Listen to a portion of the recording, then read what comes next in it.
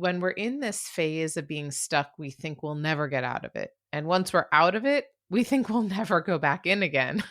But the truth is that it really is an ebb and a flow. The lie that we tell ourselves is that when we're in one state, the other will never be attained again. You want to really acknowledge to yourself that wherever you are, this is not permanent.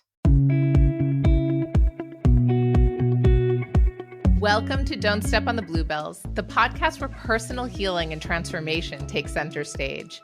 I'm your host, Amanda Parker, and I'm a fellow seeker on the journey of personal growth. Join me as I delve into the stories of gifted healers, guides, and everyday people who have experienced remarkable transformations. Listen in as they share their practical wisdom to enrich your everyday life. And don't forget to hit subscribe and never miss a new episode. Welcome to today's episode of Don't Step on the Bluebells. Today we are talking about that familiar feeling that so many of us know and maybe are even suffering from right now, which is about that feeling of being stuck.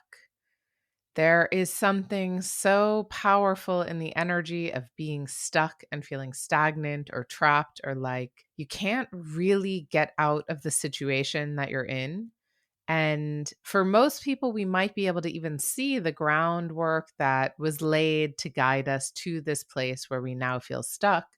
But sometimes you might be in an absolute flow and you're feeling that things in your life are going well. And then you might have those days that sneak up on you where you feel stuck. So this is something that every single human being experiences. And I wanted to dedicate this episode to that topic because it's something that I have struggled through so many times in my life and career.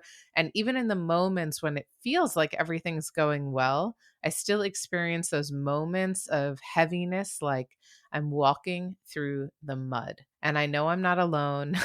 And I've had a lot of conversations with friends and clients lately that are experiencing much of the same. So first, I want to dive into what exactly that feeling of being stuck is. I don't know that I need to go into so much detail here because we'll all have our own experiences, and maybe you just want to take a moment to connect with a time in your life where you really did feel completely like things were not moving. And no matter what you did, no matter how hard you tried, you could not seem to push the needle. So for some of you who are listening, this might be your current lived experience. And for others, it might be something that's in the not so distant past. These moments where we feel like no matter what we try to get ourselves out of it, it just feels impossible. It's like that stagnance is quicksand and it just pulls us right back under as soon as we get any kind of momentum to pull us out. If you've connected with that moment in time or that memory, then you'll be able to feel exactly in your body where that stuckness lives. So, for example, if I were to close my eyes and I might feel this weight on my chest or this feeling that like my feet are like nailed to the ground, like it's impossible to move through. So you don't need to stay in that experience too long, but I just want you to have this understanding and also compassion for what that feels like. Because when we're in this phase of being stuck, we think we'll never get out of it. And once we're out of it, we think we'll never go back in again. But the truth is that it really is an ebb and a flow. There's moments where we feel free, we can do anything, our energy is light. And then there's those moments where we feel really heavy and like nothing seems to be moving in the way that we hoped that it would.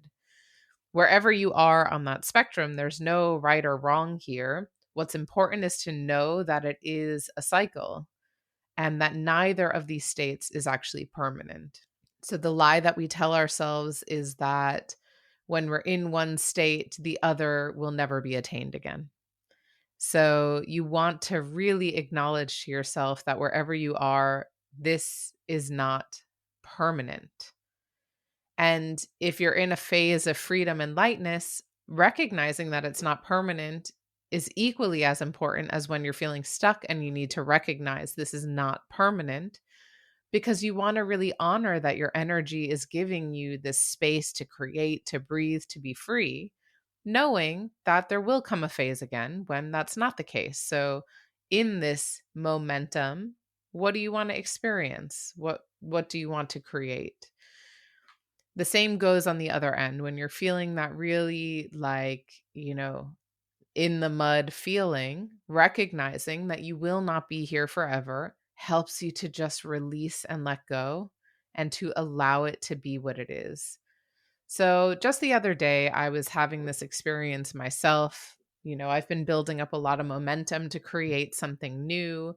And with anyone who's ever created before, you know that this is a roller coaster of different emotions. So, I know that my creative process is not step by step. I know that there's no single formula that I can follow that helps me to create with more ease. Sure, there are some practices and rituals that I can create to put myself in the mindset and to create the space that I need to be able to do the thing I want to do. But there's very often this phase right before something is brought into the world, or I'm actually able to sit in it and move it forward and feel all of my energy pushing forward into birthing that thing, whatever it might be.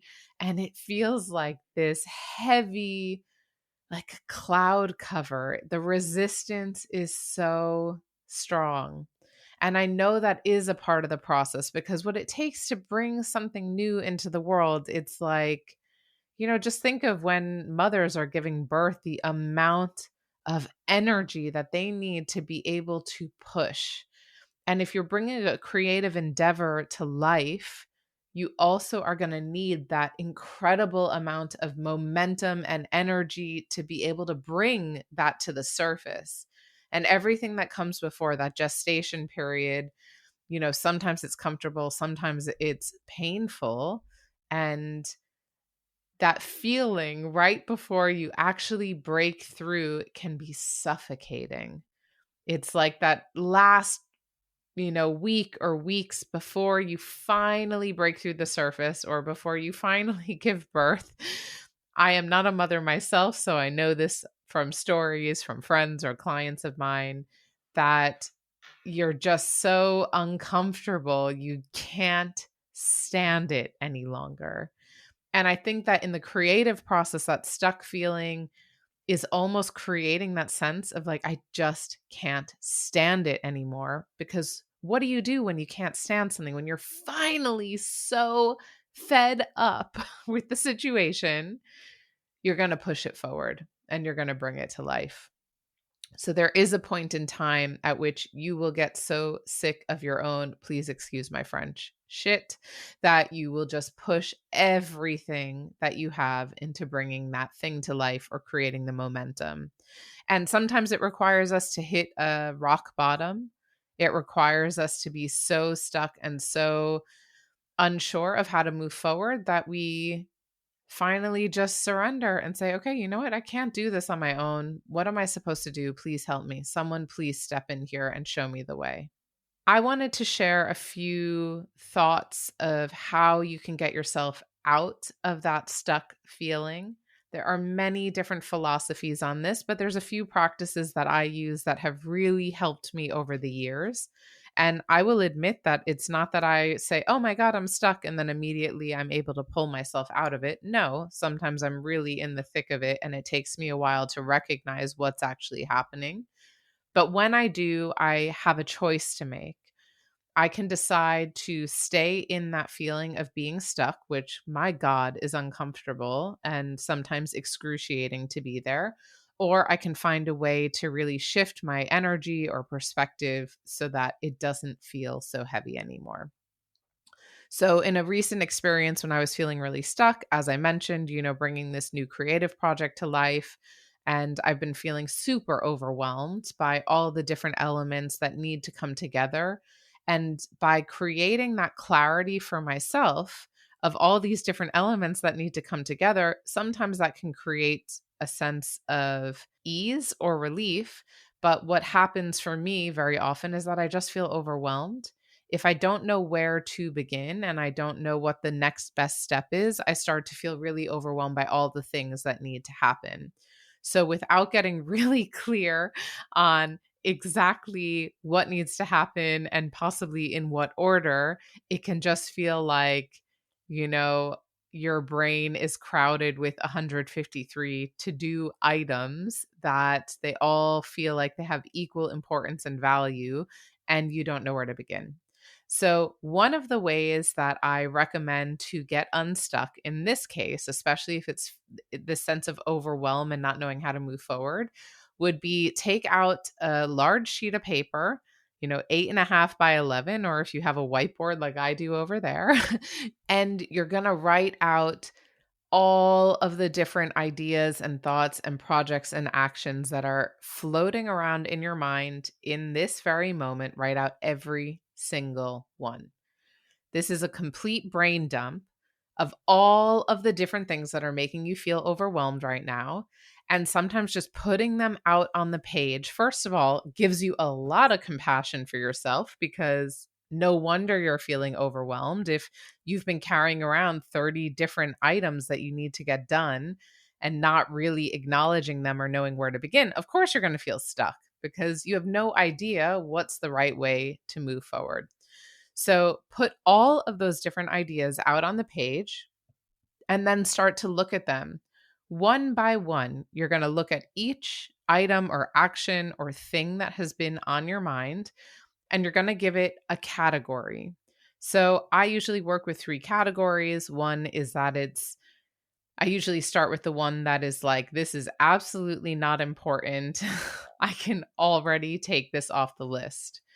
Sometimes it's hard to make those choices, but looking at that whole list, it can become a whole lot simpler to say, you know what, I am taking this off the list. This doesn't need to be here. The second category of things is like, this is definitely important. I want to get this done. There's no question that I need to tackle this. So there, you've already got these 2 different lists. Hopefully, you've got a lot of items on both. Then you're going to have this middle category, which is a bit more of this nice to have. They might be things that are important, but not today, or that you know that you're going to want to tackle or create or work with in the future, but you don't actually need to put any energy or attention into it today. Something on that list might be, I don't know, doing your taxes. Yeah, it's going to be important, but if the deadline is not coming up in the next 2 weeks, it doesn't need to be on your top priority list. So once you have given yourself these 3 categories, first of all, you should already start to feel a bit relieved, because you can recognize that not everything that's been floating in your mind has equal importance and needs to be tackled today. Then you're going to take a look at that list of all the things that are important and do your best to prioritize those. So the way that I prioritize is I'll look, sometimes it's very obvious. Okay, a podcast episode needs to launch, and I know, yep, here's the deadline. Here's all the things that I need to get done in order to launch this episode. And just by having a deadline in place, I already know, is this going to be extremely important to tackle first? Or is this something that, perhaps can wait a few days or a week? You're going to look at priority, and you are going to give it a ranking on priority, but you're also going to take a look at how much anxiety that item gives you. I don't want to use that word flippantly. I just know in my own experience, there's things that make me feel incredibly anxious because I don't know how to start, or I don't know how to tackle it. Maybe it's something brand new I've never done before. Maybe it's something like I need to pull together, all of my receipts and expenses over the last year because I failed to do it on a regular basis. Like, that's going to create a lot of anxiety because it's huge. It feels almost insurmountable. So as I'm prioritizing, I also give an anxiety ranking of how much energy is this taking from me. So if it's something that's maybe medium priority, but the amount of energy that it is taking from me day to day is so high that it becomes an urgent priority. It needs to get done, because otherwise that level of anxiety and uncertainty is just going to continue to build. Sometimes I'll also add right away, if I know how long each task is going to take. That can help because it can help with some kind of planning that you can decide, oh, okay, look, all of these tasks combined are going to take me 10 hours. How can I spread this out over the next couple of days? And then you're able to make decisions about how you're spending your time. And this is going to help just to clear out that sense of overwhelm and not knowing where to begin, and give you the opportunity to already start to see through the mess of it all. One other tip that I'll say when you start to actually tackle things, because I know that sometimes I have these big tasks and I can get lost in them for hours or days. I will work with a Pomodoro timer, and that is a timer. You can Google it, you can find many options online, but essentially you're giving yourself the opportunity to work in 25-minute spurts. So 25 minutes of work, 5 minutes pause, 25 minutes of work, 5 minutes pause, 25 minutes of work, and then you take a 30-minute break. So if you know that you have a big task that feels overwhelming for you, you can break this down into this Pomodoro sets to make it a lot easier. And I promise you, you put on some music that you love, you honor those breaks as they come up, and you actually start to check off many of the items that have been on your list for a long time, because you're giving yourself a definite container where the work needs to get done.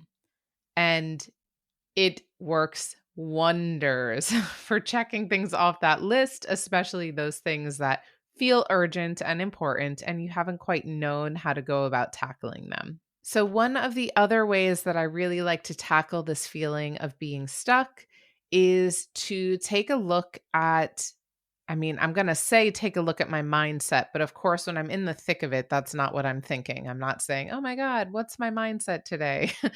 But what I start to look at is, what are the things that I feel like are going wrong?